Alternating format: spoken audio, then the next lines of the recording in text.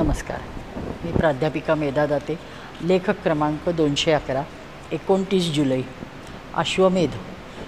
नैमित्तिक यज्ञातील एक फार श्रेष्ठ यज्ञ म्हणून अश्वमेध यज्ञाकडे पाहिलं जातं. राजे लोकांमध्ये जे सार्वभौम राजे असत असेच राजे हा यज्ञ करायचे.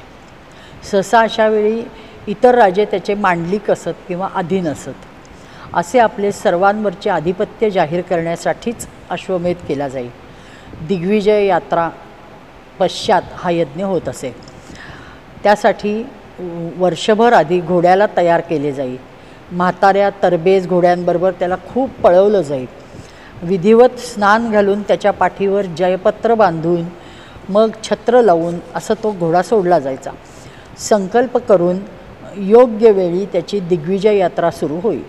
त्यासाठी भला मोठा लवाजमा त्याच्यासोबत दिला जायचा.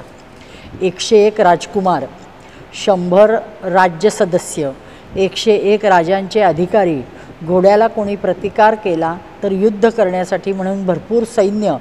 अशी कोणी घोडा पळवला तर दुसरा घोडा तयार करून पुन्हा पहिल्यापासून अशी यात्रा करायला सुरुवात करायची.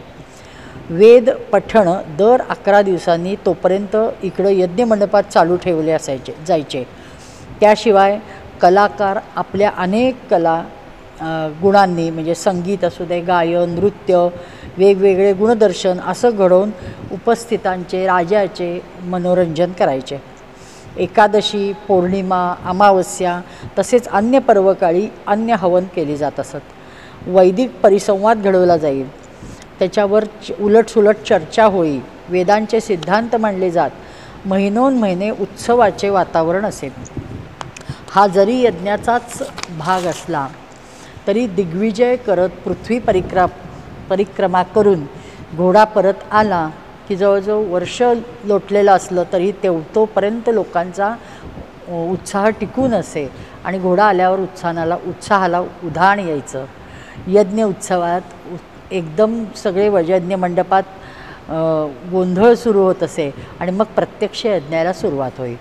सनातन काळापासून असे अनेक राजांनी हे यज्ञ केल्याचे उल्लेख आहेत. त्यात दिग्विजय संपादन करणाऱ्या राजाच्या अहंकाराचा बिलकुल भाग नसतो की मी कसं सगळ्यांना मांडलिक केलं, मी सगळ्यांपेक्षा वरचढ, असा भाव तिथं बिलकुल अपेक्षितच नाही आहे. उलट वेदांची इच्छा काय आहे तर वासना निर्बीजे, ज्याच्या वासना एकदम निर्बीज झाल्या आहेत म्हणजे संपलेल्या आहेत, संपुष्टात आल्या आहेत, असा एखादाच महाभाग हा यज्ञ करू शकतो. कारण ह्यात समगच्छध्वम म्हणजे वेदाज्ञेने सर्वांनी मिळून पुढं जाणं हे अभिप्रेत आहे. विश्व सुचारूपणाने चालावे हा वेदांचा गर्भितार्थ असणारा आशय त्या राजाचा तोच असतो. आणि अन्यथा सतत राज्यावर कोणाचे ना कोणाचे आक्रमण होते. ह्या भावनेने धास्तावलेले राजे स्वस्थ आत्मचिंतन करू शकत नाहीत. विश्वकल्याणाच्या मार्गावर ते आपला अश्व भरधाव वेगाने सोडावेत ह्यासाठी त्यांनी हा असा राजे लोक अश्वमेध करायचे व एकाच्या तो म्हणेल ते करायचं. म्हणजे आपण संरक्षणची गरज लागली की त्याला कळवलं की तो यायचा, म्हणजे युद्ध बंदच व्हायची अशा वेळेस. त्यामुळंच हा एक उत्क्रांतीवादाचा उत्तम पाया रोवत अश्वमेध केला जायचा. आणि मला त्या राजांच्या आधिपत्याखाली प्रजेने पण निर्वेद, शांत, आनंदी, समाधान, आत्मिक प्रगती साधत जगावे हे किती उत्तम विचार आहे. मला फार तो पटला, विशेष वाटला म्हणून. आणि त्याच्यात महत्त्वाची गोष्ट ह्याच्यात आजच्या बदलत्या स्वरूपात विश्वविनाशापासून वाचवण्यासाठी नुकताच फेब्रुवारी महिन्यात ह्या वर्षी गायत्री परिवारातर्फे मुंबईत अश्वमेध यज्ञ झाला.